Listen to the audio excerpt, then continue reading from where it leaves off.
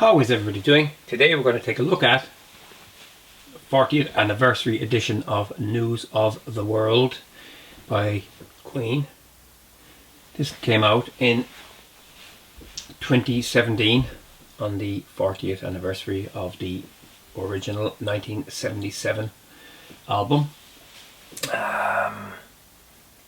It was Queen's sixth long player and a stripped down affair after a night at the opera and a day at the races.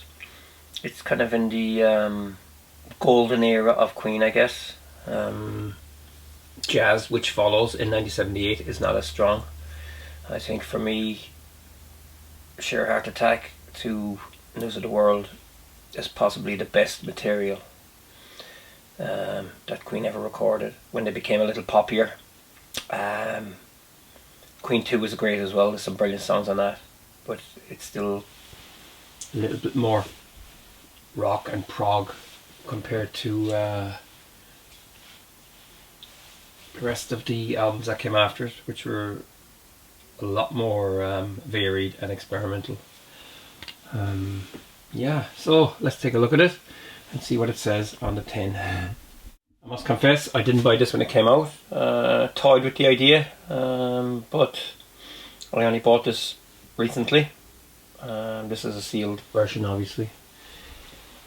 I have everything by Queen, all the box sets. I actually don't have the complete albums, the studio albums. I don't have that. It's very, very, very expensive. Beautifully done, all colour vinyl and stuff, but I'm not really a fan of colour vinyl. I love it, but I think black, when done properly, is still probably the best. Who knows, someday I might wake up and say I have to have it, but I don't really have a lot of the Queen albums that have been remastered in the last decade. The 2015 or 2016 remasters, I've got a couple, but I'll probably buy them. Probably buy them again at some stage. So, what's in here? Vinyl LP, pure analog recut. So yeah, that's a half speed remastered recut.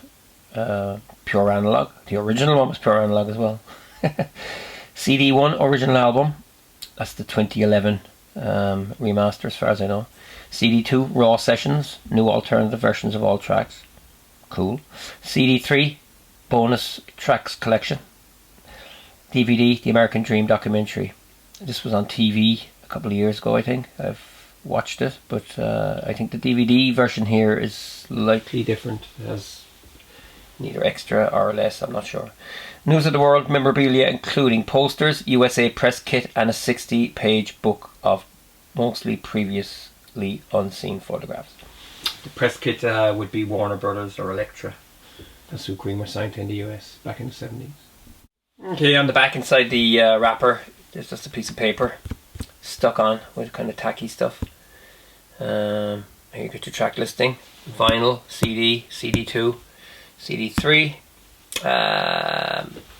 Most fans know what's on the album. If you don't, it has We Will Rock You, We're the Champions, Sheer Heart Attack, All Dead, Spread Your Wings, fantastic John Deacon song, Fight From the Inside, Get Down Make Love, that's another great track, Sleeping on a Sidewalk, that's a kind of a Brian May boogie woogie. Probably one of the weakest tracks on the album, but it's still, I can't imagine the album without that track. I really like it. Who Needs You, it's a lovely track as well. It's Late, it's fantastic. And My Melancholy Blues is just Mercury with piano, drums and bass, and Brian May actually doesn't play on that track. So what else have we here? The raw sessions, We Will Rock You alternative version, We Were the Champions alternative, Sheer Heart Attack original rough mix, All Dead original rough mix, Spread Your Wings alternative take, Fight From the Inside demo vocal version, Get Down Make Love early take, Sleeping on a Sidewalk live in USA 1977, Who Needs You acoustic take, It's Late alternative version, My Melancholy Blues original rough mix. So yeah, that's pretty cool to have that. Then the News of the World bonus tracks, Feelings, Take 10, July 77. I've heard that before. Now there's some BBC sessions as well, which I have because I have the complete BBC sessions. We Will Rock You, We Will Rock You Fast, Spread Your Wings, It's Late, My Melancholy Blues. And then here we have We Will Rock You, backing track, We Are the Champions backing track, Spread Your Wings instrumental, Fight from the Inside instrumental, Get Down Make Love instrumental, It's Late, USA Radio Edit 1978. And then we've got some live stuff, which is a bit unnecessary really. Share Heart Attack live in Paris 79. This is around the Life Killers era. We Will Rock You live in Tokyo 1982. It's also probably been out before on a DVD at least. My Melancholy Blues live in Houston 77. Get Down Make Love live in Montreal 81. That's also been released. Spread Your Wings live in Europe 79. That's possibly the version from Life Killers. One of those concerts. We Will Rock You live at the Milton Keynes Bowl 82. We already have that. We Are the Champions live at Milton Keynes. So the third CD is a little bit flawed, but still a nice collector's item. In a box set you're just never going to get it 100%. DVD, Queen The American Dream, approx running time 56 minutes, and it's stereo audio. So let's open this up. I've been waiting for this. So let's slice and dice.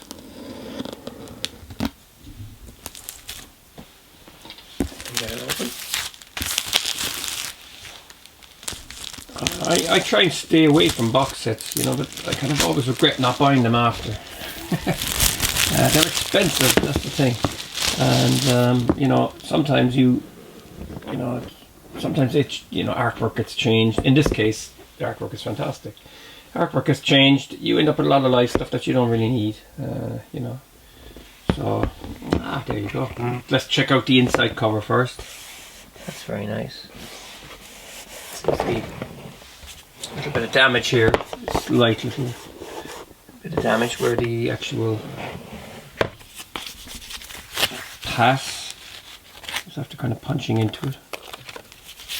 Yeah, I see there's a hole in the bag. It's kind of bad. Well, I guess it got crushed in the post maybe. But there you have US Winter Tour 77. Access all areas. So if I had a time machine and went back to 77, I'm in luck. But I don't, and I can't. That's really cool. I love that when they do that. Now, next. See that as well. Yeah, it punched its way into this as well. The bloody peg. Yeah, that's pretty annoying. These things aren't cheap, you know. They're not cheap. There you go. There you go. More Q with the robot. Okay, the press pack. Startling news. Queen album and tour. New Queen album and tour. Facts, dates, photos, shocking details, I'm sure. So what's in this?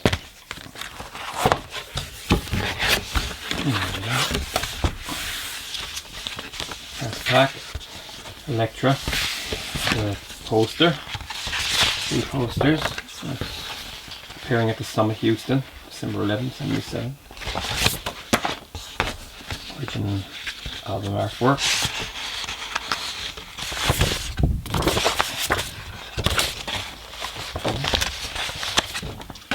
You know what the artwork looks like. This is from the inside sleeve of the LP.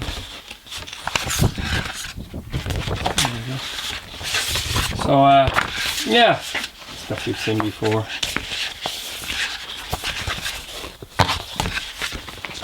And next, let's have a look. The press pack.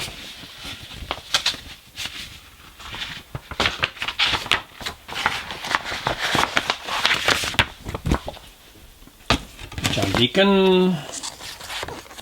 Okay, nothing so young there. Roger Taylor. Freddie Mercury, the one and only. There can be only one. Here you go. Queen are an amazing band, really. Probably one of the best live bands of all time. Due to the sheer musicianship and amazing vocals of Freddie Mercury. Nice boots. There you go. These are glossy and they're pretty nice. What's next? A couple of stickers. A trio of stickers. There you go. You repeat that theme over and over. Queen discography up to 77. There you go. Live story revealed. That's very cool. You will have seen this online. If you go to Discogs or someplace like that. This is Queen news. There's a few pages here. Queen's fans, Queen's crown and staging. 17 year in review. The group. The making of the album cover. Kelly Frias is the artist, I think. Yeah, there you go. Pretty cool. Cruel. Now, next is the LP itself. And what does it say back here? 2017 triple A cut. So that means analog, analog, analog. Usually on CDs. Years ago, still see it now the odd time I suppose. You'd see DDD, that was digital, digital, digital, and then you had ADD and AAD.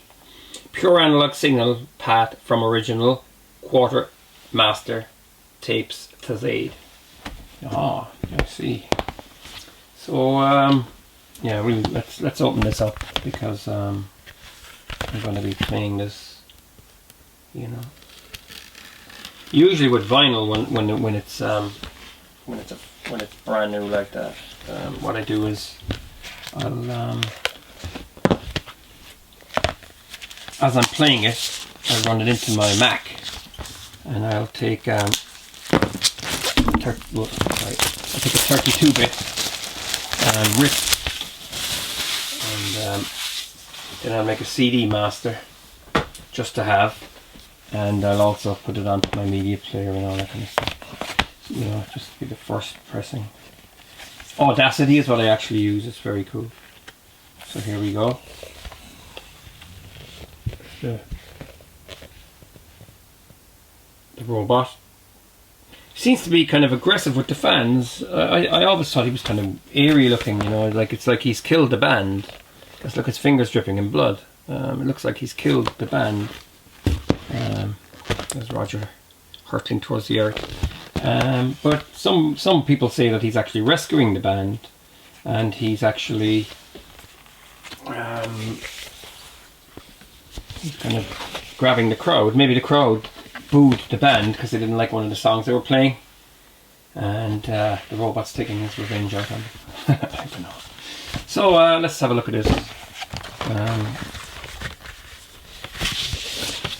Ah, look at this. All right, it's looks like a 3M tape box. So the lyrics aren't in this. Yeah, the lyrics aren't in this, which is kind of a bit strange. Maybe they're in the booklet. I will see in a minute. Yeah. So SARM Studios. Queen met the Sex Pistols during the recording of this album. Sid Vicious walks in and he says, "Hello, Fred. Still bringing ballet to the masses?" He says, "Oh, absolutely, Mr. Ferocious." It's got a different label than normal. Usually have the old Data Racist crest. So there you go. A different label. It feels quite heavy. And I can't wait to hear this. Yeah, it's a good album. You know, I like it. With Queen, I find I listen to the album from start to finish. You know, they're one of the only bands where I listen to from start to finish and I won't turn off the the program or the CD or the vinyl or whatever I'm listening to them on, because I got into Queen when I was a teenager and I had them on cassette, and you know, that's all you had back then as a Walkman, so you play side A and side B, and that was it. You know, every night I used to go to bed and I'd be playing back a Queen album. I started collecting them in the summer of 1985. So yeah, I could never ever turn off a Queen album. It's not the done thing in rock and roll. So here's the book. Very nicely done again. Some robots. Pull in a bit here.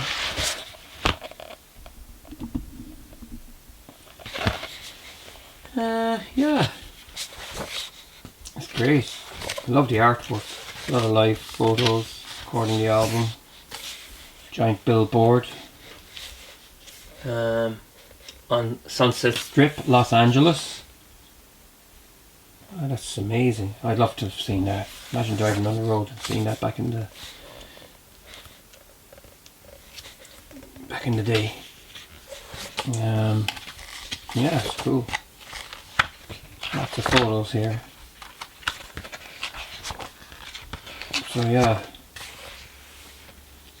memorabilia for these outfits were getting more flamboyant as time went on. There's Maeve with his homemade guitar.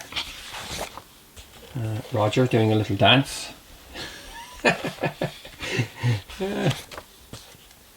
Freddie on top of Santa's shoulders. 1978. Yeah, this is cool. There's a nice photo of Deaky there on the left with his Fender bass. John Deacon, in my mind, is one of the best bass players of all time. I reckon he's up there with the guy from ABBA. Is it Rutger Gunnarsson? Just understated. I know Deacon did write some great hits for Queen, but his bass playing is melodic and very fluid.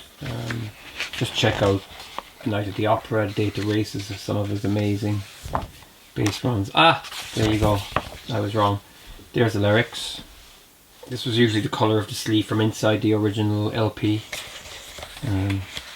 Those of you that have it will know that. So there you go, and that's all the spiel here. And let's take a look. Yeah, usual crew that usually get involved in all the Queen stuff. CD1 mastered by Bob Ludwig. The vinyl LP, pure analog, cut by Sean McGee, Abbey Road Studios, London. Okay, so there you go. And that's a nice mono take on it. Yeah, brilliant. So yeah, it's cool. The back of the hard page booklet, you've got the discs. That's the album. Very, very nice. Custom CD, really nice. Raw sessions. Yeah, I'm not sure about the way these are slotted in. You know, they kind of, yeah, I can see scrapes now, light surface marks on the discs. That's annoying. You know, these box sets are expensive. You know, I paid €100 for this. And the problem is, you know, you're getting discs that have got, like, you know, slight scrapes and stuff on them. That's annoying for the price. I'd expect these to be absolutely mint, you know. These look like they've been played a few times, even though it's sealed. It's just that it's just after getting rough treatment. I think when they need to come up with a better way of putting these, they need a page with some little fasteners on it, you know, like made out of styrofoam. That's what they need to do, or put them in a little envelope or something like that. You know, they don't need to be in here if they're inside in a big box. It just irritates the hell out of me. It really is frustrating. I'd hate for one of them to skip or anything like that, because then, you know, it defeats the purpose of having it all, you know. It would just drive me mental, you know. It's okay if it's 20 or 30 euros, like, but when you're paying €100 for something, you know, I demand a little bit of TLC from the record company, you know, because like I said, box sets are expensive. Not everybody buys them. I don't really buy them that often because I find them, you know, poor value for money. But if I really, really want it, I want it mint. You know, I want it mint, and that's it. And it's just disappointing, and it's an error to it. Yeah, so that's my little rant over. All I can say is it's a fine box set. I'm glad I bought it. It's nice little collector's item to have, and I'm off to listen to it. And thanks for watching. Feel free to subscribe and take care.